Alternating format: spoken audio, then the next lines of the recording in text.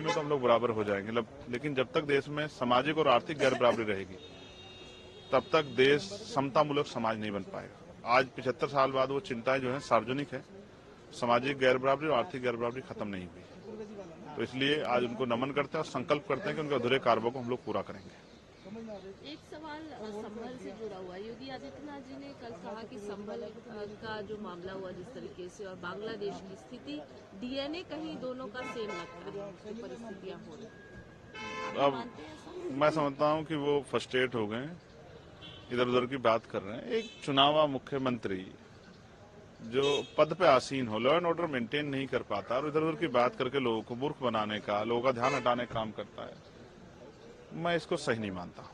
मैं मानता हूं कि वो जिस पद पे उस पद की गरिमा बनाए रखने के साथ साथ उनको इस तरह के जो है शब्दों का प्रयोग करना चाहिए कि लोगों में विश्वास पैदा हो कि मुख्यमंत्री बहुत सारे मामलों पे संवेदनशील हैं और वो उनको चाहिए कि दंगा और इस तरह की चीजें और लॉ एंड ऑर्डर जो है वो खराब ना हो, इस तरह की जो घटनाएं ना हो जिनसे जो है लॉ एंड ऑर्डर डिस्टर्ब हो। तो इस मामले में वो फेल है। मैं लगातार कह रहा हूं कि वो फेल है। एक फेल मुख्यमंत्री से हमको ज्यादा आशा नहीं कर सकते।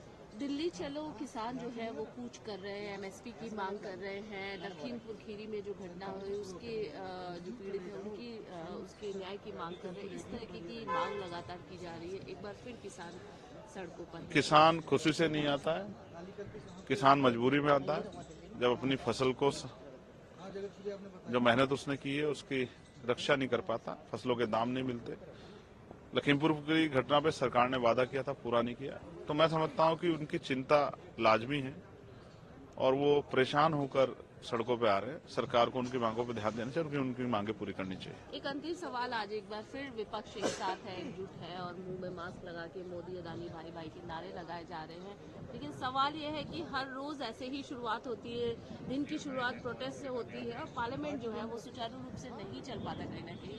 हालांकि क्या कहेंगे? देखिए, जो विषय विपक्ष उठा रहा है, माननीय अध्यक्ष जी को चाहिए कि उन विषय को कंसिडर करके उन पर चर्चा करें और अगर किसी एक विषय की वजह से बाध्यता हो रही है तो उस विषय का सलूशन जल्दी कर देना चाहिए। जबकि इस पर बैठ के सर्वदलीय मीटिंग में एक चर्चा भी हुई थी कि वो इस पर चर्चा कराएंगे, लेकिन वो चर्चा क्यों नहीं हो पा रही ये माननीय अध्यक्ष जी जानते होंगे, ये उनका विशेषाधिकार। लेकिन मैं उनसे आग्रह करूंगा कि जितना जल्दी इस तरह के इश्यू खत्म हो और हाउस चले।